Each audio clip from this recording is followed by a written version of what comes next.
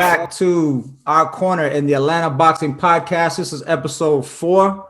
I am Joshua El Venenoso Rodriguez, alongside the one and only Quiet Riot, Christian Steele.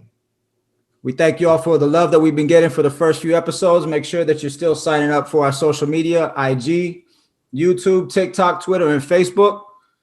Today, we got some special guests in the house. We got the one and only Antonio PRIMO Todd. What's happening? What's happening, man? What's going on? Straight from the ATL. And we got his coach, bad boy, Mr. Lionel Harris. Sir, yes, sir. How we doing today, gentlemen? Doing just fine, sir, and yourself.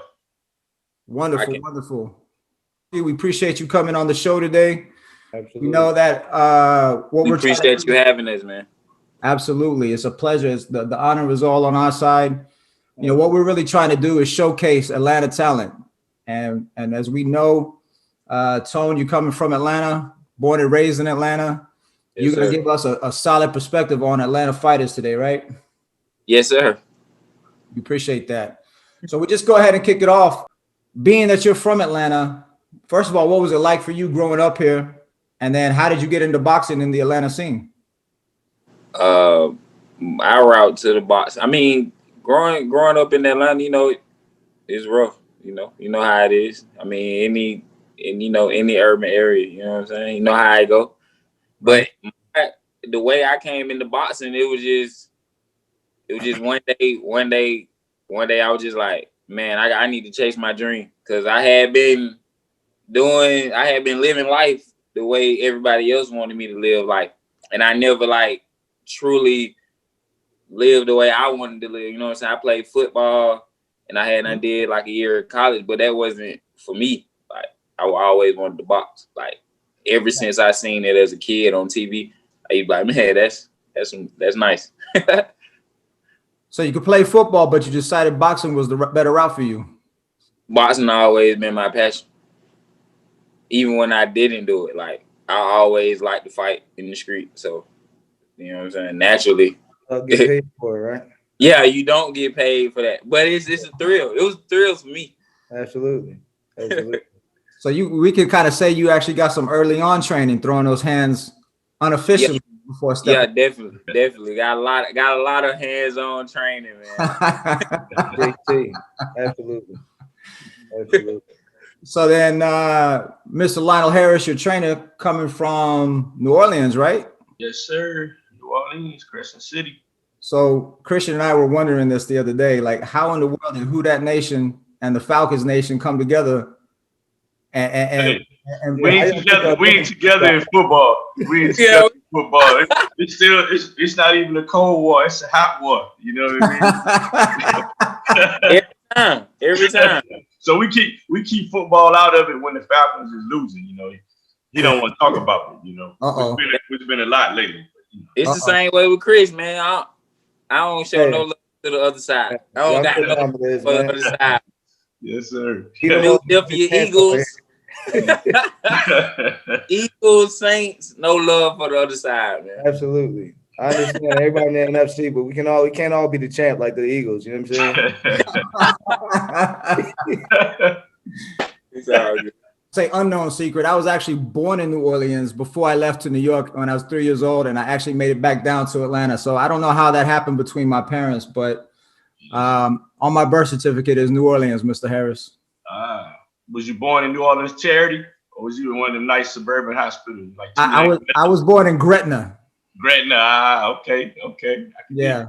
So no fans out there, but yeah. So I think Christian, when we put this thing together, we wanted to really showcase talent here in Atlanta, right? I mean, we feel like there is some solid talent here, and it doesn't get enough of that limelight. Right. I grew up in New York. He grew up in Philly, but at the same time, where boxing culture comes from, or I should say, not so much it comes from, but it's really outshines. Whereas here in the South, it is football. We wanted to show guys like you coming up, PRIMO, and talk about your journey and say that, you know what, Atlanta's got some talent, right, Chris? Right, absolutely. Like you said, it's the South hasn't been known for fighters, but now, like I said, it's a lot more fighters coming out the South, man. It's a lot more skill being shown now. Definitely. Kind of changing the narrative in a sense. Like I said, usually you hear people from the South, you just bringing them in on the B side and stuff like that. They come in and get a check, whatever the case may be. But again, y'all are coming to fight now. Like I said, we got Tone here. Tone, you what, 13 fights in now? Yeah, 13 fights in, man. 13 fights in. So I mean, you fought on both levels, being as though you fought on the local cards and, you know, the club levels, and you've also got to the point where you were able to fight on the, you know, big TV card. Yeah. And stuff like that. Tell us a little bit about those experiences for you. Where you want me to start at? I mean, I really like the home field more than anything. You know, more so the TV fights. Yeah. I like the home field, man. The energy be electric in the building. Absolutely. Everybody, you know what I'm saying? Everybody know you. Right. You feel the love, but on the TV, you know how it go. They give you that little bit of extra push when you fighting in front of your own crowd, right? Yeah, you do get that extra push. It's like you got them on your back while you fighting. Definitely. Then your parents and everybody come out. It'd be great, man. The feeling just be electric. There's no other way to explain it. Right. Lionel, how about you? How was the experience for you? The difference between, you know, fighting at the local level and fighting on the big stages like that. Yeah, I agree with Primo. The crowd, the energy, the electric, man, it's kind of hard to, like when we fought Nathaniel Gallimore. I was gonna bring that one up too. Energy, we haven't been able to replicate the energy for that fight. You know, it's the crowd, the energy. It was a tough fight. People thought we weren't gonna win, so you had that energy there. You had people coming to support us, so you had that energy there. Gallimore came to fight. Yeah, you know, he was serious, so he had that energy there. They didn't respect us when they came. They thought we were gonna be an easy fight. You know, which is why we knew that they was thinking that. Which is one of the main reasons we was excited about the fight. They thought they picked us, but we picked them. Right. Yeah, that's the difference. We had already been sizing him up already. They just fell into the trap. Right. And they were shook whenever they got in the trap. They're like, oh shit. It was too late. Not to mention this was only our 7th fight, and this was his 23rd fight. I didn't make it out to that fight, but I remember thinking that myself. I'm like, why is Tone fighting him in the 7th fight? But then it wound up being a good fight. I didn't get to make it out to the fight, of course. But that was a big step up for you because he was like already like the top contender, had been fighting at the top levels already.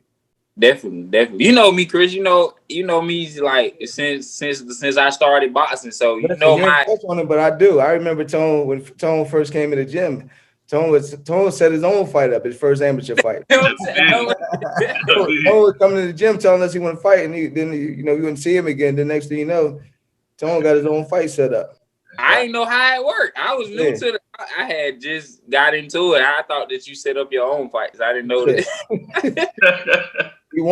That's pretty interesting though. Like maybe you could tell us, Tone, because a lot of fighters, they look to somebody else to do that for them. What is it? What are some of those steps that you took in order to get that first fight so you could get that route started?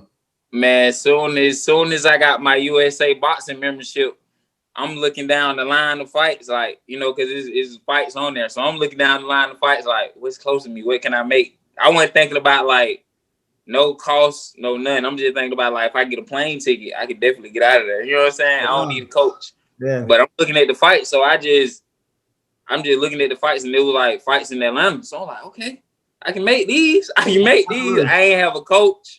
No plane ticket needed. I have a trainer. Listen, we wound up going down to the fights and just having this work Tone corner by default. Me and Lionel were down there. The other fighters was fighting. We was like, oh shit, Tone is fighting.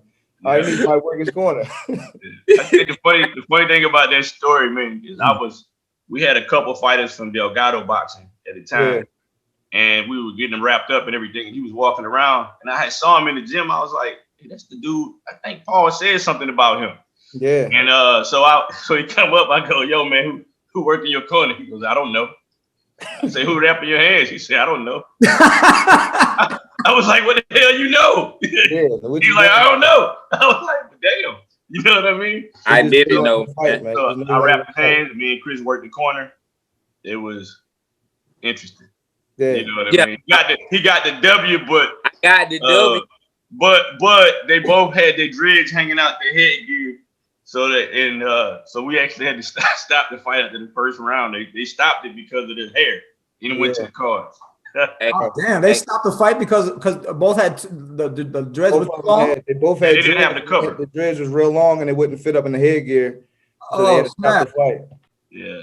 All I know, I won the first round and I won the fight. That's all I remember. I don't remember. You know what? That's what that said to me though, man. Because the very next day, like I think I told you about it before.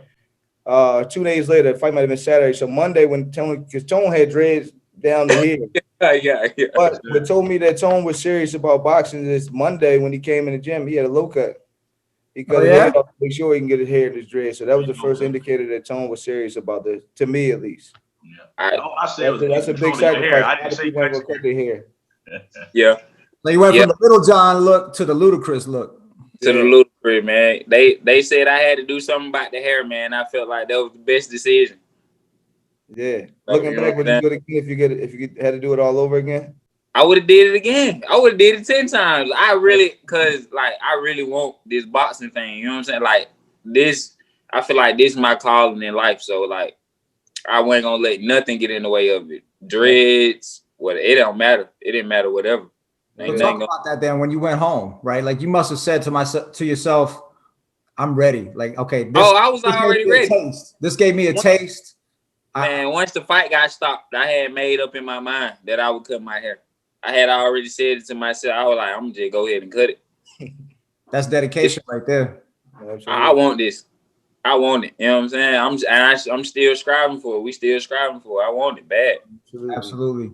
So real quick. So now, also aside from obviously, fighting on these bigger stages, of course, and getting in with some of these top competitors, you've also been able to be in camps with some world champions like Tony Harrison. You know what I mean? Sparring with Tony Harrison and with Danny Jacobs here in Atlanta and stuff like that. How was that? Sebastian Fundora. Don't forget the boy from Sebastian Fundora. Yeah. On his way. Fundora ain't a champ, but he on his way though. But he on his way. Him as well. But how was that experience and what did you take from that? Man, it was like it just what's the words I'm looking for? It just helped you to know that like anything really is possible. Like, cause I never thought that I be in spaces with these guys. You know what I'm saying?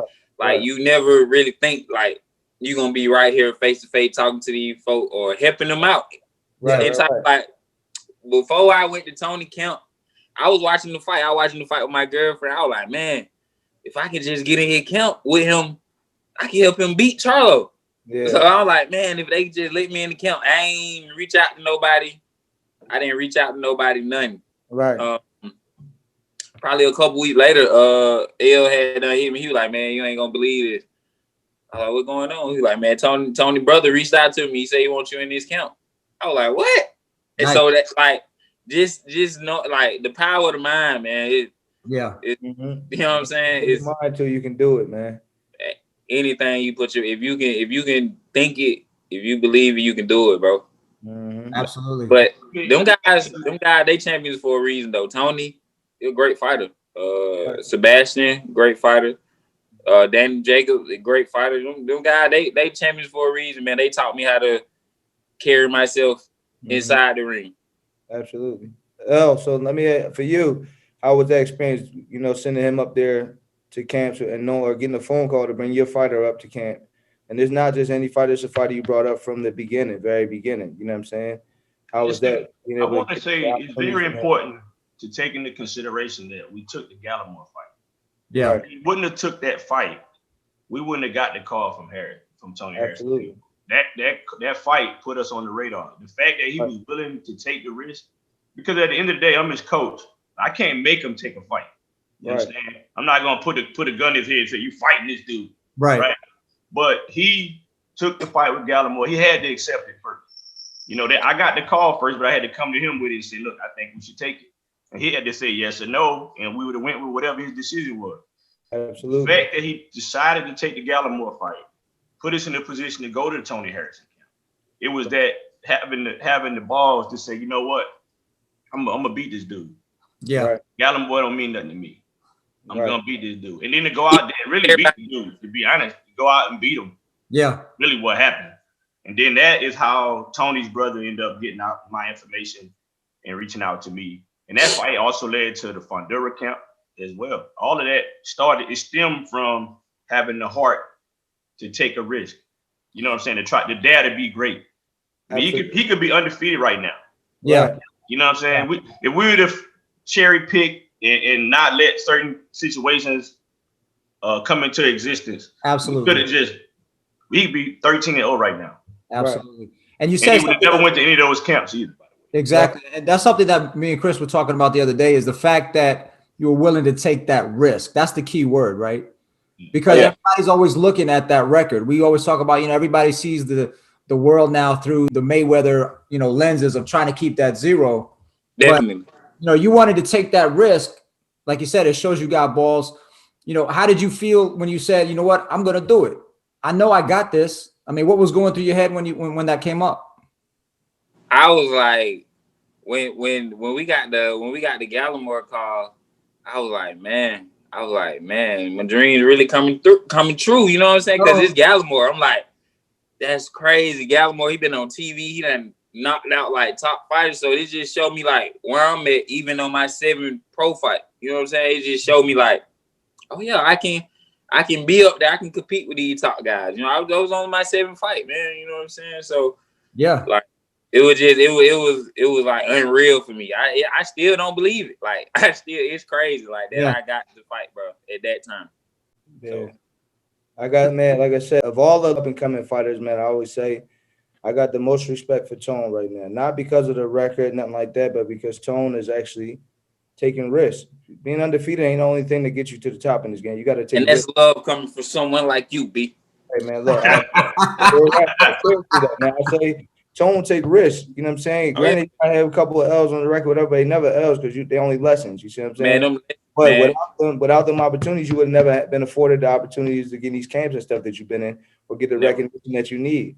You can find 100 people where nobody see you and it ain't gonna matter. You be 100-0, but it ain't gonna matter unless you take a chance. You see what I'm saying? Everybody's story different.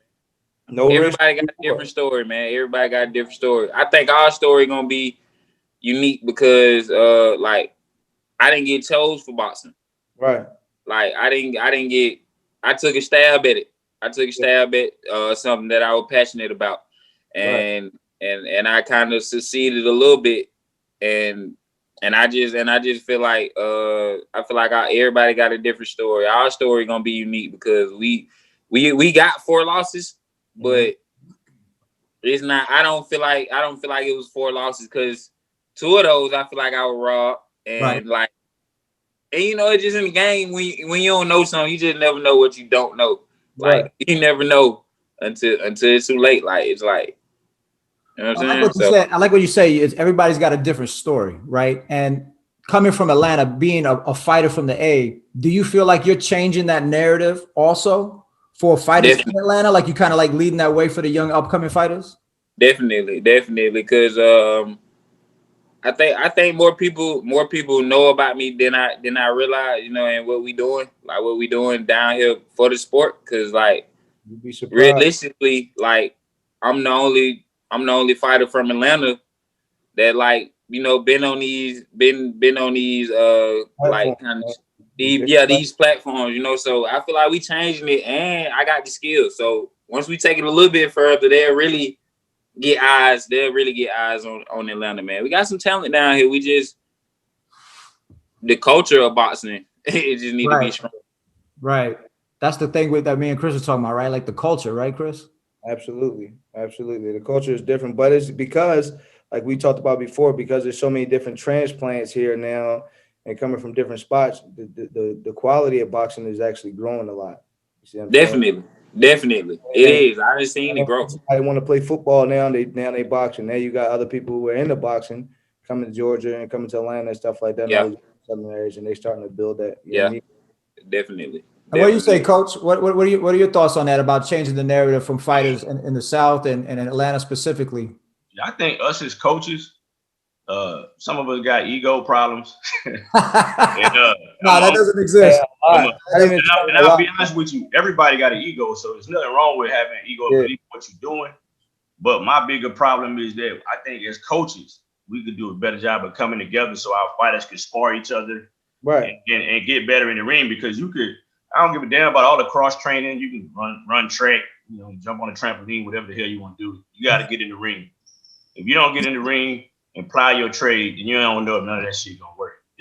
It's just a theory check you carried into practice. Exactly. And we in the gym every damn day, damn. Like we had to stop doing 6 days a week just so we could start learning how to recover for those Saturdays and Sundays.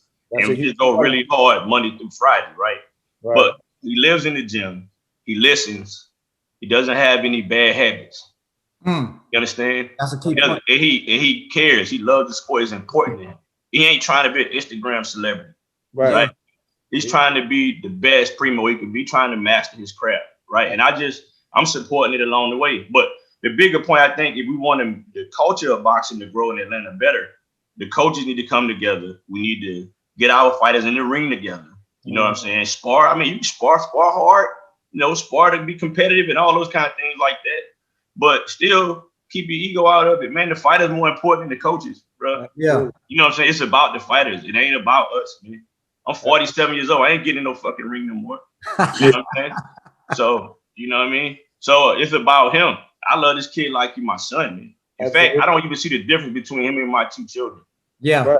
You understand? So the love got to be there. You got to love the fighter. But if it's about you, if it's about your ego as a coach, then I ain't going to fuck with you anyway. So I ain't gonna even come to your gym. Yep. So we need to really focus on the fighters, you know what I'm saying, and developing the fighters. And the coaches will be elevated when the fighters are elevated. Absolutely. You know, because when your fighters are good, the people are going to be like, who the hell trained him? Exactly. Right? And I could be able to point out, this the dude that trained him. I got love, man.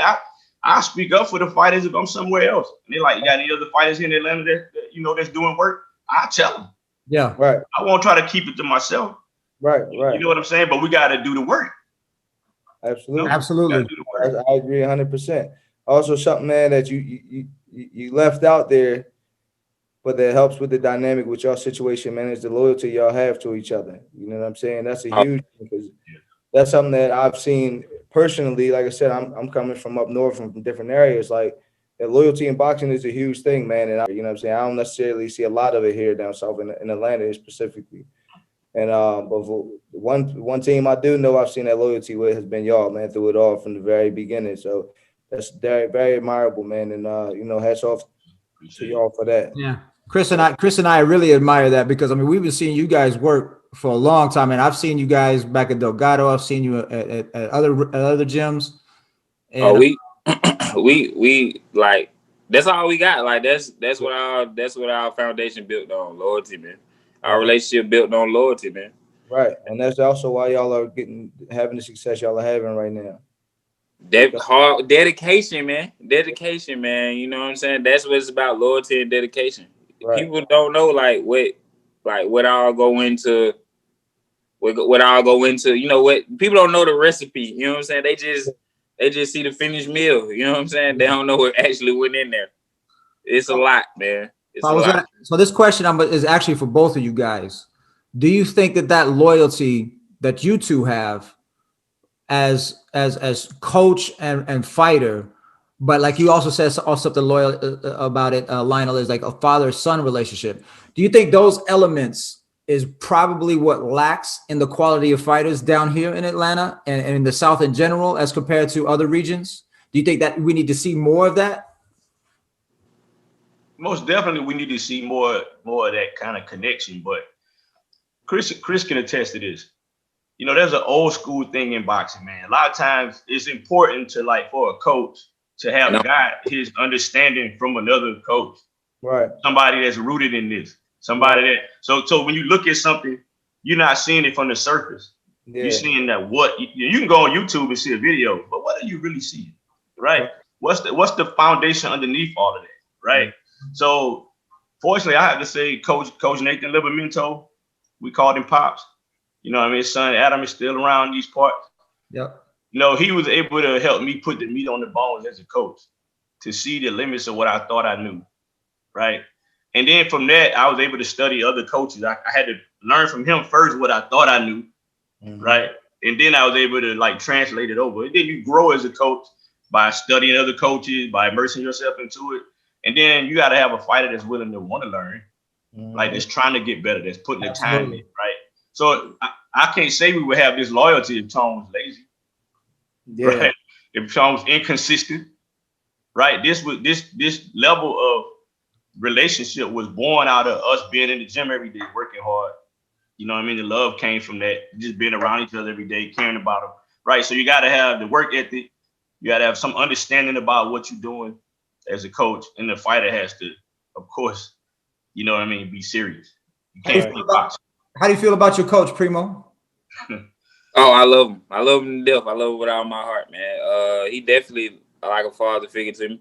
I would never made it this far in boxing if it wasn't him. I feel like I probably would have been turned my back on the sport. It's because it's a lot that go into it, man. It's a whole lot, and it take an even stronger person to stay there through it all, even through the ups, the downs. You know, you gonna need that guidance. And I'm glad to have him.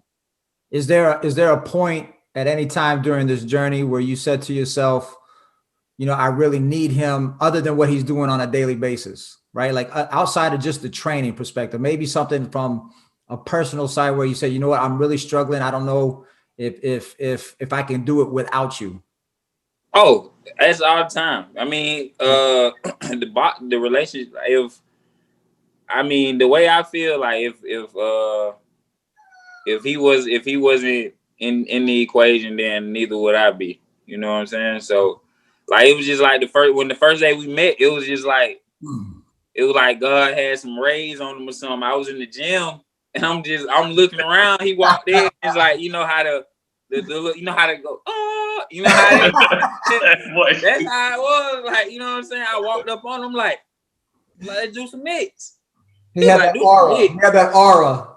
He had it. I was like, you trying to do some mix? He was like, do some mix. You know, so I just showed him what I had. I just knew, like, if I could get him in my corner, that I could take boxing, like, because he was like interested. Like he just showed more interest than everybody else. You know what I'm saying? And I just knew, like, he's like, once I started talking to him, and just like nobody else ever told me to go watch videos and you know what I'm saying, go watch videos and peep what other folk do. Like, he just was doing extra stuff, like, you know what I'm saying? So yeah, I would never made it this far without OG, man. Good stuff. OG, that's right. So we love that perspective, and then I guess what we could lead into then is all the work you've done up until now. What do you got coming up for the next fight? What how are you approaching that? What are you guys preparing for with the upcoming fight? Because it's on what, the 20th? The 20th, yes, sir. The next fight, we knocking this guy out. We really been honing in on we ain't getting paid per minute. Exactly. We don't get paid for overtime, and we really just been honing in on, like, mastering like ourselves, like the weight, and just being comfortable, you know, getting the strength down. So and now I feel like we just went up another level. Like not even being arrogant, I feel like we just went up another level. So I'm feeling like knockout.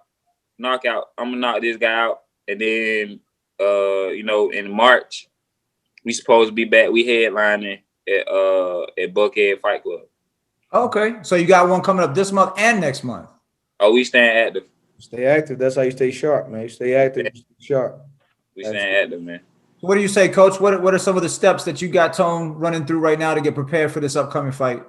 Yeah, I tell you one thing that's interesting. I got to give a shout out to the Fonduras.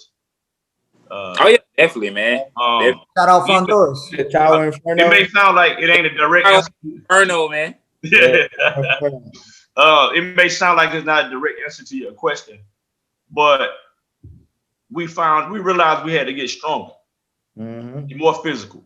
You know, skills pay the bills, but if you ain't physical, if you watched the fight last night, the kid that fought, Richard Comey, probably had more skills.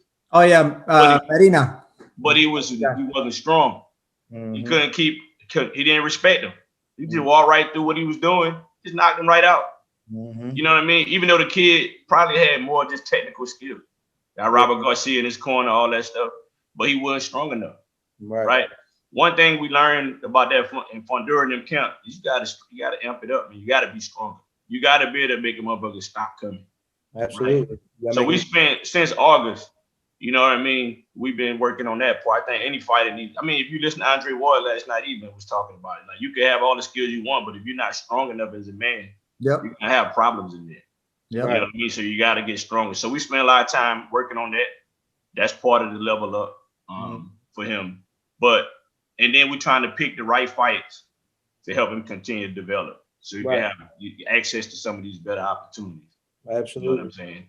And, we kind of stand under the radar a little bit too. You know what I mean? So you get these calls and the fighter that they calling you about, they don't run from you. Because we've had that happen too. Once they see who they asking, they go, "Nah, we're not fighting him." I know it all too well, man. I know it all too well. Shout out to Joey Spencer too, man, for not taking the fights, man. 3 times. Right. There's a little shot right there. Boom. What? Yeah. You heard that? You heard that, everybody? It happens, man. It happens more than you realize. Like you thinking this guy's here in Atlanta, nobody respecting our boxing scene, but they know who you are. When there's time to like make the fights, either the management or whatever, they look you up and they go, "No, probably not him right now." We see that a lot. So you can tell me if I'm crossing the line. Is that something that you want to have eventually, Primo? You want to fight someone like that? I mean, I wanted to fight Joey at a point in time, but now he done turned it down like 3 times. So that shit, that's it. 3 strikes you out. But I definitely want to fight top guys. I want to fight the top guys because I want to be a top guy. I want to be a world champion. Like, and I feel like I have the skills and the talent to take me there. So I'm definitely looking forward to them to those fights, the top 10 guys. That kind of answers the next question I had for you, man. What exactly it was that you wanted to accomplish in boxing? You know what I mean? Because everybody has different reasons why they're boxing, and their purpose is different. So of course, but you just say you want to be a world champ, man. I can't even explain it, Chris. I can't even explain like why I want to be a boxer because it's like this is a crazy sport. It's a crazy sport. In order for somebody to even like get in here, you got to be somewhat throw it off. You know what I'm saying? So I really don't know why. Yeah, absolutely. My wife told me years ago, we was having a conversation. She wasn't even my wife yet, though, but she said, "It's crazy." So I said, "You really think I'm crazy?" She said, "Yeah." It's definitely crazy. You gotta be like just a little bit. You gotta be a little bit just to get in there. So I don't know why I want to be a boxer, but I just know like when I saw it, I was just like, man, that's it. I don't think we crazy. I just think to normal people we seem crazy. Right. Yeah. Crazy. We just got a whole different level of beast inside of us. That's all. Hey, I'm not even gonna lie. I turned 45 later on this month. I still want one more. Yeah. I still want one more. That's just me personally. But of course, I'm not at Tone's level, but I'm gonna do it in the Masters division. I'm gonna stay up there with the older guys. And but yeah, I think that's true, right? Like you gotta have a certain mentality to want to step in the ring, right? And there's an itch, right, Tone? I mean, there's an itch that just it's always you feel it, like you just need to scratch. It's always like that. I'm competitive. I'm competitive. So like if I see somebody like, in my weight class or in boxing doing good, like I want to do good too. Like, I don't hate on people. I want to do great just like they doing great. Like if they doing it, I'm like, okay, they doing it. If they doing it, I definitely can do it too. I can do it just like them. So I don't know. What weight are you fighting at now? 160. Okay. That's my campaigning that. I got you. Yeah, that's what I'm campaigning that, man. This next fight is it's at 175. I seen you on PBC at 168. That's why I was like, hold up, Tone went up to 68. Oh no, look, man, cause look, Chris, we taking them how they come. We taking them how they come. The fight, look, that fight that was on they came to us, they wanted it was 160 plus or minus 2. Mm-hmm. And then like probably 2 days before the fight, they came and they was like, "Can we go up another pound?" And we was like, "Yeah, we don't care." And then they came again like a day before the fight, like, can we go up another pound? So we were like, yeah, it's gonna cost you, but you can go up though. Yeah, you keep going up. You can keep going up. So that's why the weight looked like I was up there. But I really only weighed like, I wanted to say 162 or 163 or something like that. So Chris, why do you say that's going to cost them? That's actually a good point that you're bringing up right there. Why do you say that's going to cost them? Now y'all changing the contract and the contracted weight that I agreed to. Exactly. Because casual fans don't understand that. And that's why I want you to elaborate on that a little bit more. Not everybody who understands boxing. Yeah, exactly. Yeah, like a lot of times on these big shows, especially if you coming in as the B side, like they like to say, I don't believe in that shit, but we all men. But you come in as the B side, and they try to change. This ain't the first time we had them change weights. We fought on the undercard, Julian Williams and Jason Rosario. They changed the weight like 3 or 4 times. Like, and we would have had to walk away from the fight. You know what I mean? On the weight thing, they would have been they could easily snatch somebody off the street and throw them in there. You know what I mean? So you're either gonna take the fight or you're not gonna take the fight. And as a fighter, you've been putting that work in and putting that time in. You don't care if they add 100 pounds to it. You ready to come fight? Absolutely. And sometimes that can bite you. That can bite you. I was just about to say that. Yeah, sometimes your reach exceeds your grasp. Yeah. Y'all seem to be getting that though. Y'all seem to be figuring that out and learning how to maneuver. You know what I mean? Well, hell yeah, we had to learn. We had 2 lessons in that with regard to weight. Yeah. Any young fighter need to understand their body and know what weight they best function at, and then not operate outside of that space, regardless of the circumstance. And just be patient. It'll come back around again. Absolutely. Exactly. I think that's the biggest lesson. It'll come back around if you're patient. Don't allow yourself to get like so greedy for greatness that you don't make the right step. Right. Yeah, that would be. I would say this as a coach and as the manager. You know what I'm saying? I could have done better there. Right. I could have done better there and say, you know what, we're gonna walk away from this situation right here. It's not the best situation, but at the end of the day, it ended up being a good lesson to learn. But check this out though, El. You couldn't have done better because you learned it from that lesson. Exactly. You wouldn't. You know what I'm saying? Yeah. I take it that way. We both was learning on the job. You know, him as a manager, me as a fighter. And we when you become a professional boxer, you have to learn outside the ring. Like you have to learn those things. You're now a business entity, man. So now you got to be able to maneuver and know how to move on the outside of the ring just as well as you do on the inside. Exactly. And that's what happens, But now we got the game. I feel like I done grabbed all the lessons that I needed in order to move on to where we going. So, better to take them bumps early on than later on. Man. Definitely, man. My whole life been full of licks, man. So it wasn't nothing. Rolling with that now. That's all. I'm shaking it off, man. I knock me down 8 times, man. I'm gonna get up 9. You know what I'm saying? So absolutely. So let me ask you, Tone, so after boxing, man, what's your plans for life after boxing? Granted, you love boxing, it consumes your whole life right now, but we human beings, we can't fight forever. You know what I'm saying? I got a lot of ideas, like a lot of business plans. Like I be running down to my notes. Like I got a lot of little ideas, like as far as like real estate, like owning businesses, like whatever make money. I promise I'm gonna have my hand in it. I want my hand in every cookie jar. You know what I'm saying? So absolutely, I'm glad to hear that, man. Because like I said, a lot of fighters don't understand that this don't last forever. You know what I'm saying? They just get spending their money and bread, and after their career, you know what I mean, they got nothing to show for it. The only thing you can say is they used to be able to fight. You know what I'm saying? Exactly. You don't want to be that boy. You want to be able to be a functioning human being after boxing. Boxing is just an opportunity. Yeah. I wouldn't even let that happen. So, that ain't gonna happen. That ain't happening at all. Oh, I know. He's gonna be just fine. I know that's right. I know. He ain't my dead body, bro. That's another thing, man. That's another thing to go with it. It goes to that loyalty. You got somebody that's really looking out for your best interest. Oh yeah, definitely. Somebody that's just trying to make money off of you or get money themselves, or, you know what I'm saying? So that's a big plus too, man. You good though. You on the right track right now. You on the right track. I watch. I'm telling you, Chris, we finna go up, man. We got a lot of little stuff in store, man. It's on the way, man. It's nowhere but up from here. Invest that bread, man. Pay them taxes. You'll be good.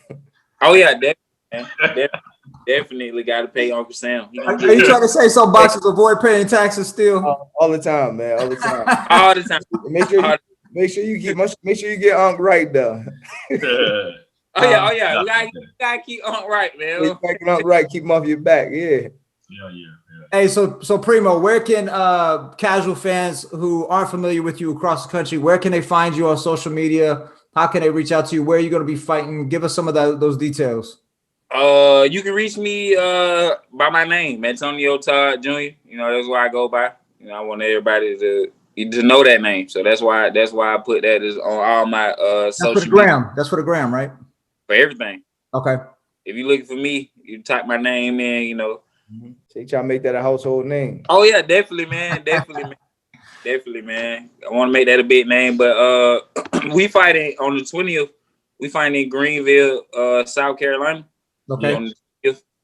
Yeah, we fighting in Greenville on the 20th. So I'm gonna put out. It's gonna be a knockout. I'm already calling it. Yeah. It's gonna be a knockout. It's definitely. Right on. And then, Coach, you got any final thoughts you want to share in regards to the upcoming fights for Tone? Nah, we just working, man. February 20th, March 20th, and April 17th. That's all dance dates for him. So the next one is in Greenville, and the one after that is where? Atlanta. And March March 20th, Atlanta at Buckhead Fight Club. And then the next one is April 17th in New Hampshire. And we're gonna put on the show in Atlanta because I love fighting in front of the city, man. Yeah. So I was gonna say, for all our local fans, fighters, promoters, everybody out there, be on the lookout for Primo. Primo, I don't know if you guys know this. Primo in Spanish means cousin, so we all family. Oh yeah, definitely, man. Everybody my cousin, but you know, it's different meanings. The reason that I came up with Primo was because another definition, it means top tier, the best quality. Yeah. So you know what I'm saying. I feel like, and that's how I feel about my boxing. I feel like it's top tier, man. I got the best quality. So you know. I want to say something right quick. Okay. I want to show love to Coach Nathan Libermento, Paul Delgado, Paul Delgado. You know, for helping me and for what the work we've been doing. Oh yeah, shout out to the boy Paul.